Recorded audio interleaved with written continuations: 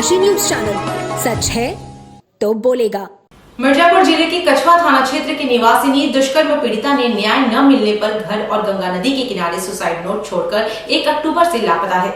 उसकी गंगा में कूदने की आशंका में बुधवार को एनडीआरएफ के साथ ही पुलिस की टीम तलाश कर रही है। पीड़िता द्वारा दुष्कर्म के मुकदमे में कोई कार्रवाई नहीं होने पर और पुलिस द्वारा आरोपियों को छोड़ने से दुखी होकर सुसाइड लेटर लिखकर लापता हो गई। वहीं जांच के लिए एसआईटी का गठन कर जांच एसपी सिटी को सौंपी गई है। मामला कछवा थाना क्षेत्र का है। 1 सितंबर 2022 को दुष्कर्म पीड़िता लड़की ने घर में सुसाइड लेटर छोड़कर लापता हो गई। लड़की की तलाश में जुटे घर वालों को जब सुसाइड लेटर घर के कमरे में मिला तो सकते में आ गए। सुसाइड लेटर में लिखा था कि मुझे माफ करना, अब मैं जीना नहीं चाहती हूँ, इसलिए सुसाइड करने जा रही हूँ।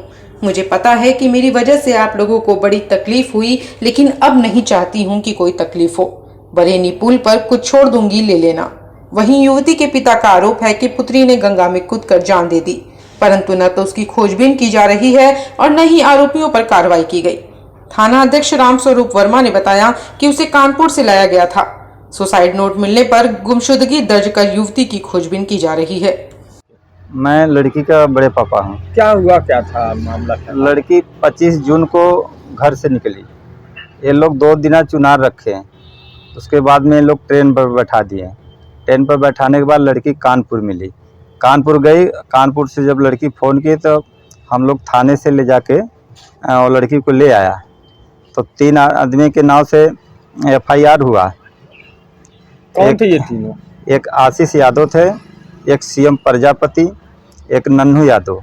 ये सब कहाँ के? क्या बीदापुर के रहने वाले हैं। हाँ। इसके बाद में 2 आदमी को तो पकड़े हैं, आशीष यादव को, प्रजापति को, CM प्रजापति को। नन्हू यादव को नहीं पकड़े। कौन? कछवा थाना। हाँ। कछवा थाना। उसके बाद में 4 दिन पकड़े के बाद में जब SO साहब आए तो चारों लड़की के डांटने लगे कि आप झूठ बोल रही हो। वो दोनों आदमी के छुड़वा दिए। 4 दिन बाद छुड़वाएं बंद करने के लिए। इसमें जो भी मैटर गलती हुआ है सब CO गलती किए हैं। फिर क्या हुआ? फिर उसके बाद में दबाव डालने लगे कि समझौता कर लो।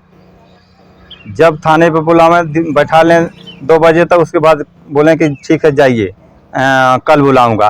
कम से कम 20 बार बुलाएं। मिर्जापुर में जो नाबालिग वाले में है वहाँ भी बुलवाएं, बयान लिए। एडिशनल के यहाँ बयान हुआ, कप्तान साहब के यहाँ बयान हुआ। कम से कम 20 बार वो लड़की दौड़ते दौड़ते थक गई।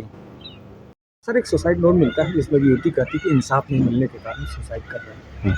कई इसमें मामले आए थे और यहाँ से लेकर कानपुर तक ये मामला चला गया। क्या है सर पूरा मामला? एक मामला संज्ञान में आया है थाना कछवा अंतर्गत। इसमें यहाँ पे मौके पे मैं खुद पहुँच के यहाँ पे कैंप कर रहा हूँ और इस पूरे मामले की प्रथम दृष्टिया जो भी जांच है वो मेरे द्वारा स्वयं की जा रही है अपनी टीम के साथ में। यहाँ पे एक नोट भी बरामद हुआ था पुल के पास में, जिसमें युवती के द्वारा कतिपय आरोप लगाए गए थे। तो पुल के पास जाके भी जहाँ पे कि जंप करने की, पानी में कूदने की बात आई थी, तो वहाँ पे भी कैंप करके मेरी टीम के द्वारा मैं स्वयं वहाँ पे अपनी SDRF की टीम, फ्लड प्लाटून जो कंपनी PAC की है उनके साथ में कैंप करा के ढुलवाने का प्रयास कर रहे हैं। और साथ ही साथ ये जो 98/22 जो ये मुकदमा था, इसको भी गहराई से मेरे द्वारा भी थाने पे आके यहाँ पे चेक करवाया गया है। परिजनों से वार्ता करके तत्काल प्रभाव से ये जो मुकदमा है जिसमें FR लगा था और कोर्ट में दाखिल किया गया था, इसको दोबारा खुलवा के एक SIT SP सिटी के नेतृत्व में गठित की गई है और इसमें जो भी साक्ष्य है इसमें अग्रिम कार्रवाई हेतु निर्देशित भी किया गया है। और अगर किसी की भी इसमें लापरवाही निकल के आती है, किसी भी पुलिसकर्मी की, उनके खिलाफ में कार्रवाई आज या कल तक में इसमें की भी जाएगी।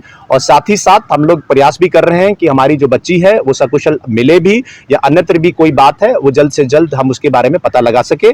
लेकिन गंभीरता पूर्वक इस मामले को लेते हुए स्वयं यहाँ मैं कैंप करके ये इंश्योर कर रहा हूँ कि इसमें जो सही चीजें हैं परिजनों को साथ लेते हुए कार्रवाई की जाए और अगर इसमें कोई भी जो भी लोग दोषी होंगे उन पे भी सख्त से सख्त कार्रवाई करने के लिए बिल्कुल मेरे द्वारा कार्य किया जा रहा है। परिजन से सर बात भी आपकी हुई है, तो क्या उसमें परिजनों के द्वारा जो मेरी वार्ता हुई तो उनसे वार्ता के बाद में एप्लीकेशन प्राप्त करके तत्काल इस मुकदमे को 173(8) के आदेश से खुलवा के इसमें SIT गठित कर दी गई है, जिसमें हमारी एक महिला इंस्पेक्टर भी रहेंगी और 3 जो हमारे वरिष्ठ इंस्पेक्टर है उनके टीम गठित की गई है।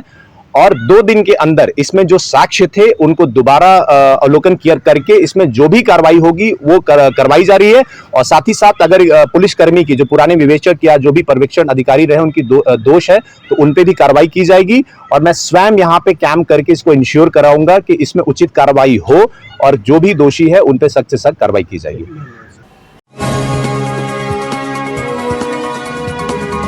आप देख रहे हैं डैन काशी न्यूज चैनल। सच है तो बोलेगा।